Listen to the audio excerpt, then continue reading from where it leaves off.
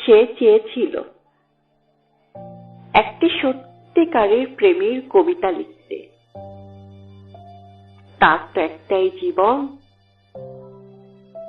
মানুষের জীবনে প্রেমের চেয়ে নিপল পিপাসার জল আর কি থাকতে পারে? সে আরো অনুভব করত প্রেমের কবিতার প্রাণ, তার শব্দ, তার ধ্বনি, তার মন্ত্র।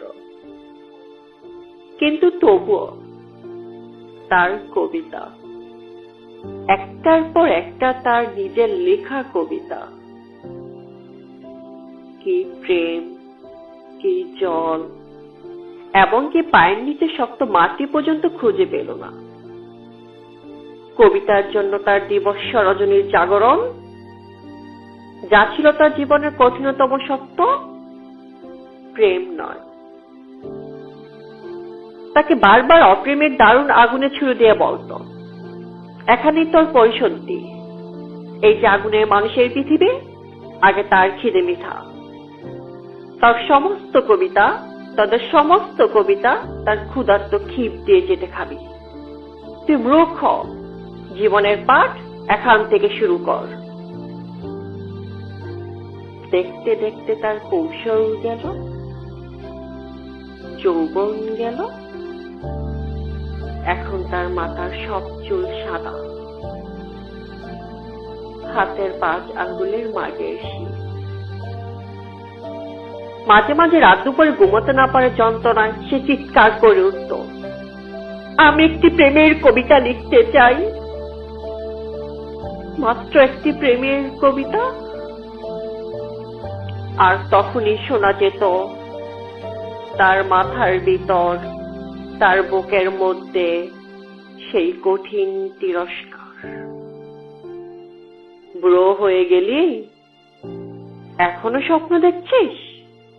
দেখ, ভালো করে চেয়ে দেখ, তোর চারদিকে এখন হলুদ হেমন্তের পৃথিবী। কিন্তু তারপর কি দেখছিস? ধান কাটা হয়ে গেছে, চাষিরা ঘরে ফিরে যাচ্ছে, কিন্তু মাঝখানে ও কে? ওরা কারা? দেখতে দেখতে তার পাকা ধানের হলুদ পৃথিবী খুন খারাপি, লাল লাল থেকে আগুন, আবার আগুন। আগুন, তুমি আমাকে সারা জীবন ধরে পুড়িয়েছ, কিন্তু আমি তো শুদ্ধ হলাম না, শুধু পুড়ে গেলাম।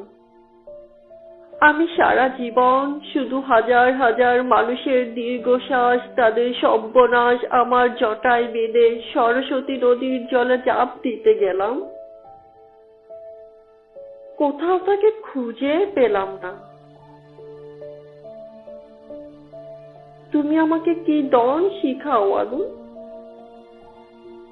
এই কি মানুষের জীবন?